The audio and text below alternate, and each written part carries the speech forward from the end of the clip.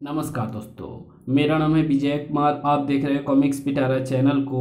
तो चलिए दोस्तों, हम लोग कॉमिक्स पढ़ रहे थे सबसे बड़ा पाप, और इसका पहला पार्ट मैंने अपने चैनल पर अपलोड कर दिया है। पहले पार्ट में मैंने इस कॉमिक्स को 16 पेज तक कवर कर दिया था। अब इस पार्ट में इसके आगे कहानी को शुरू करते हैं। तुम्हारा कार्य तो सदाचार से जीना और धार्मिक उपदेश देना है। तुम लोगों को ये ना दिखाओ कि हम महान हैं, अपितु दूसरे को महान समझो। यदि तुम ऐसा नहीं करते तो तुम्हें धर्म का कुछ भी ज्ञान नहीं। साम्यक ऋषि की बात सुनकर वासवदत्त से रहा नहीं गया। गुरुजी, लोगों में मेरा अपमान हुआ है। वासवदत्त, तुम्हारे मन में घमंड हो गया था, इसलिए तुम दोबारा कटोरा नहीं उतार सके। घमंड ज्ञान का शत्रु है। अब वासवदत्त साम्यक ऋषि की बात का अर्थ समझ गया। वो उनके चरणों को पकड़कर भूमि पर लेट गया। गुरुदेव, आपने मेरी आंखें खोल दी। बड़ी गलती पर था मैं। गजपाल सिंह को इतनी कहानी सुनाने के पश्चात नंदन देव ने आगे कहा, राजन, जिस प्रकार वासवदत्त ने अपने योग बल द्वारा गलत कार्य किया और अपनी शक्ति का दुरुपयोग किया, उसी प्रकार तुम भी अपने पद का दुरुपयोग कर रहे हो। राजा का कर्तव्य होता है अपनी प्रजा के सुख दुख का ख्याल रखना, उनसे विनम्र व्यवहार करना, उन्हें रोटी कपड़ा और रहने के लिए घर मुहैया कराना। लेकिन आप अपनी सनक में कुछ इस प्रकार डूबे हुए हैं कि आपको और कुछ दिखाई ही नहीं देता। आपने अपनी सनक, क्रोध और अज्ञानता के कारण ही कल्लू धोबी और ब्रह्मदत्त को फांसी पर चढ़ाया है, जबकि तुम्हारा कर्तव्य ये नहीं था। नंदन देव की ज्ञानपूर्ण बातें सुनकर गजपाल सिंह की गर्दन शर्म से झुक गई। वो लज्जित सा नंदन देव से बोला, ऋषिवर, आपकी बातों से मेरी आंखें खुल गई है। मैं आज तक गलत राह पर चल रहा था। अपनी गलती का प्रायश्चित करने के लिए मुझे क्या करना चाहिए? मुझे खुशी है राजन कि समय रहते तुम्हें अपने गलती का एहसास हो गया है। अपनी गलती का प्रायश्चित करने के लिए तुम अपने राज्य में भगवान शंकर का एक भव्य मंदिर बनवाओ। ठीक है ऋषिवर, लेकिन मंदिर में भगवान शंकर की मूर्ति की स्थापना आपको स्वयं अपने हाथों से करनी होगी। राजन, मंदिर के निर्माण में कम से कम 1 वर्ष तो लग ही जाएगा। ठीक 1 वर्ष बाद हम तुम्हारे राज्य में भगवान शंकर की मूर्ति की स्थापना करने आएंगे। तब नंदन देव को प्रणाम करके गजपाल सिंह और वरुण देव वापस लौट पड़े। राह में गजपाल सिंह ने वरुण देव से कहा, प्रधानमंत्री जी, ऋषि नंदन देव के पास से मैं सचमुच ही बहुमूल्य वस्तु लेकर लौट रहा हूँ। अच्छा हुआ जो आप मुझे नंदन ऋषि के पास लेकर आए। मैं आपका आभारी हूँ। महाराज, यह आप क्या कह रहे हैं? मुझे तो ये देखकर अपार हर्ष हो रहा है कि आपको अपनी गलती का एहसास हो गया है।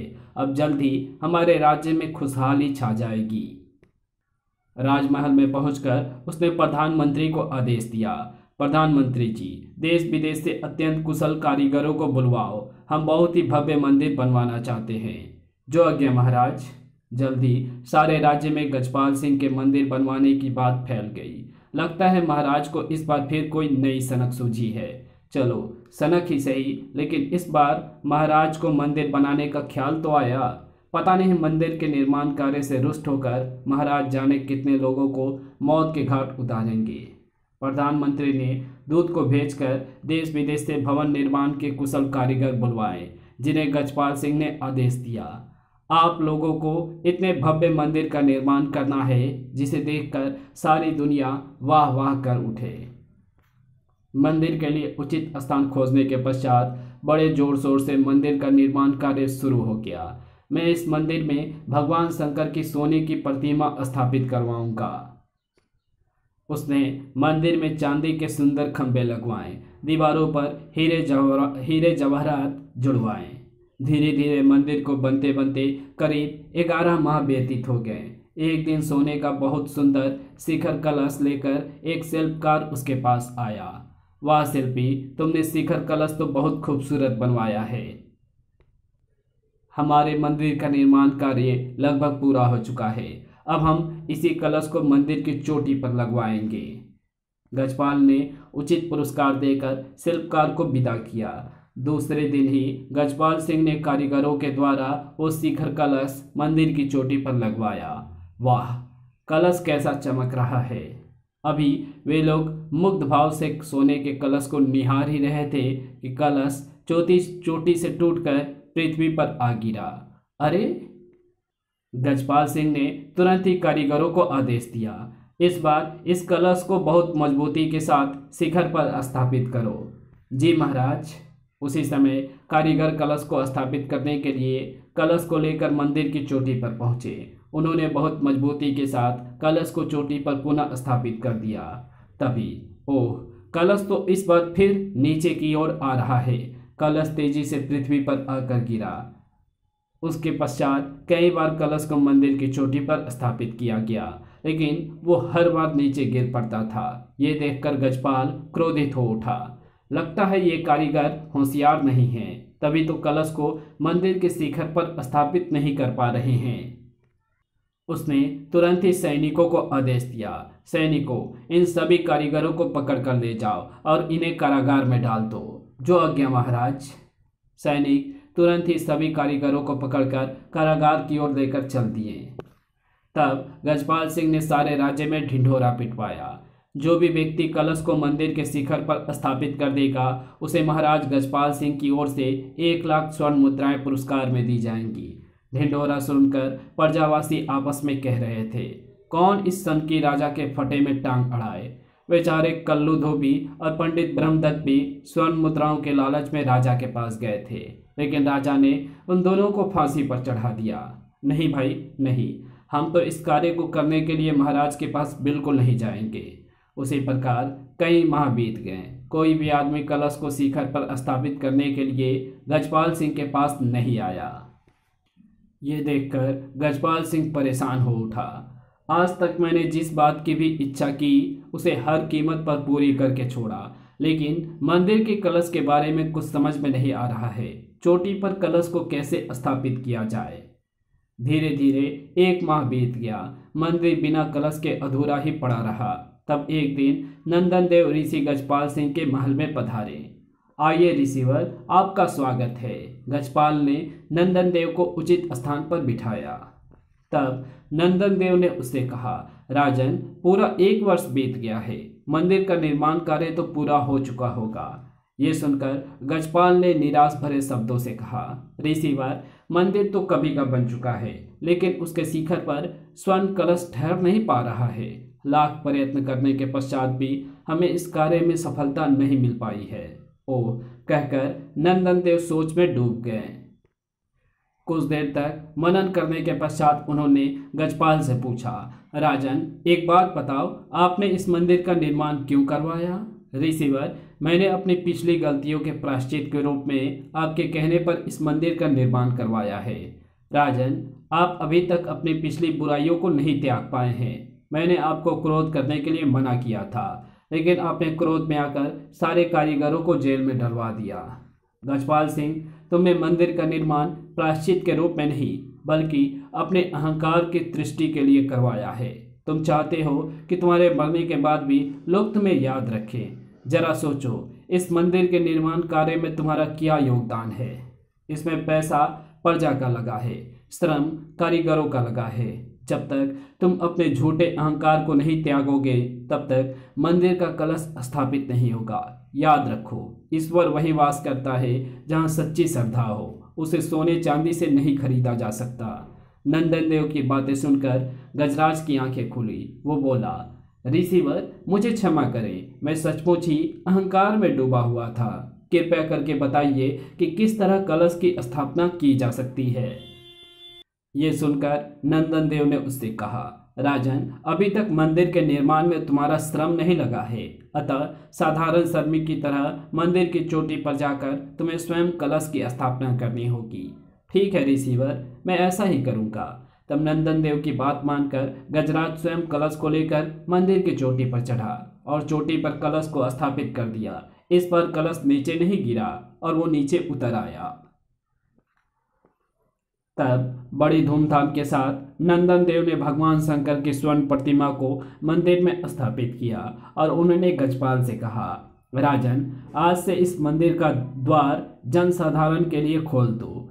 जो आज्ञा ऋषिवर। तब उसे आशीर्वाद देकर नंदन देव ऋषि वहां से चले गए। दूसरे दिन से ही प्रजावासी भगवान शंकर की मूर्ति के दर्शन करने के लिए मंदिर में आने लगे। राजा गजपाल सिंह भी प्रतिदिन सुबह पूजा करने मंदिर में जाता था। हे भगवान, मेरे सभी अपराध क्षमा करना।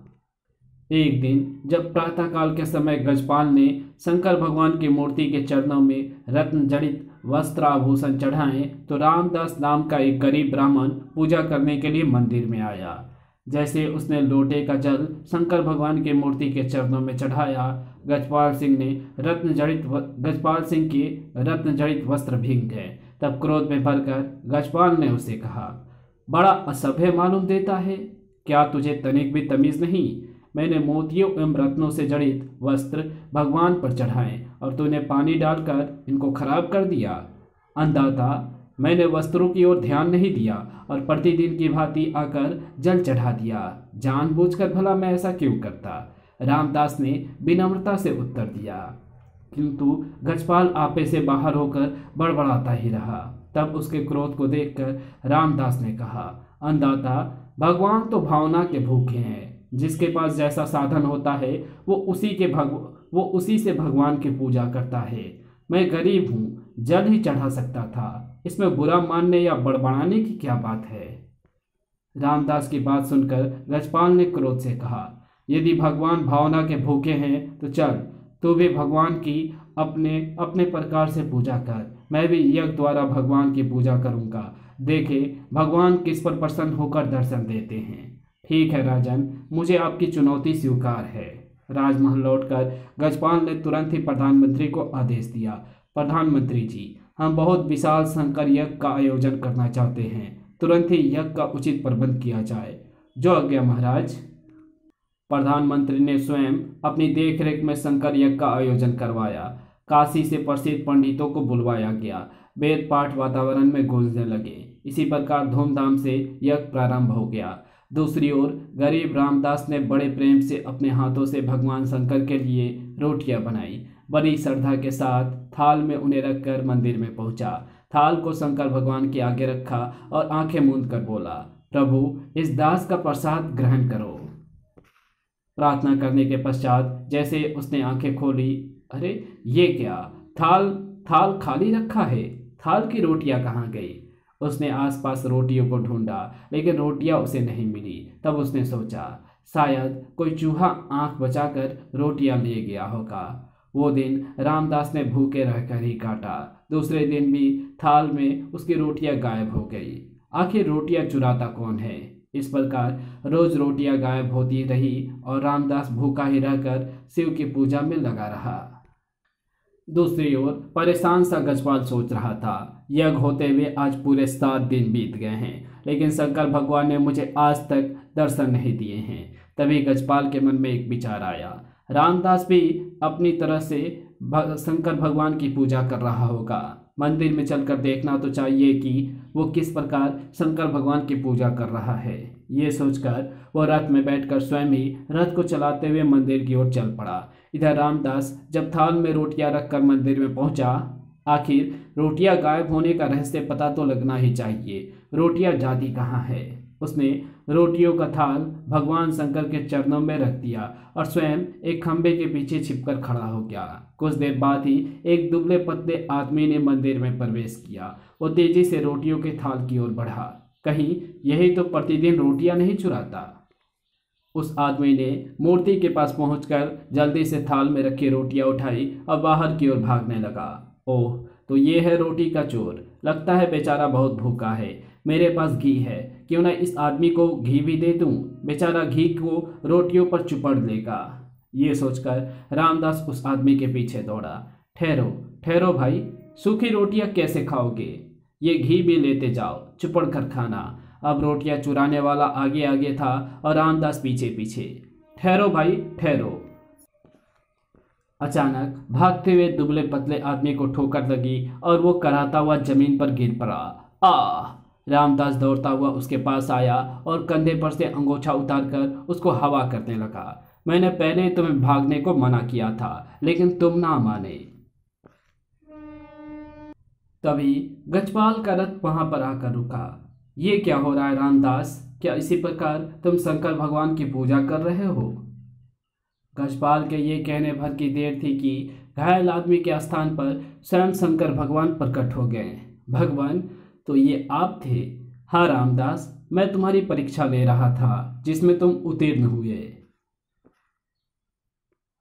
तब भगवान शंकर ने गजपाल से कहा, गजपाल सिंह, सच्चा भक्त भूखे आदमी में भी मेरे दर्शन करता है। 7 दिन से लगातार मैं रामदास की रोटियां चुराता रहा, लेकिन इसने भूखा रहकर भी मेरी उपासना ना छोड़ी। याद रखो, बिना अहंकार को त्यागे तुम मुझे नहीं पा सकते, चाहे तुम कितने ही यश कर लो। ये सुनकर गजपाल शंकर भगवान के पैरों में गिर पड़ा।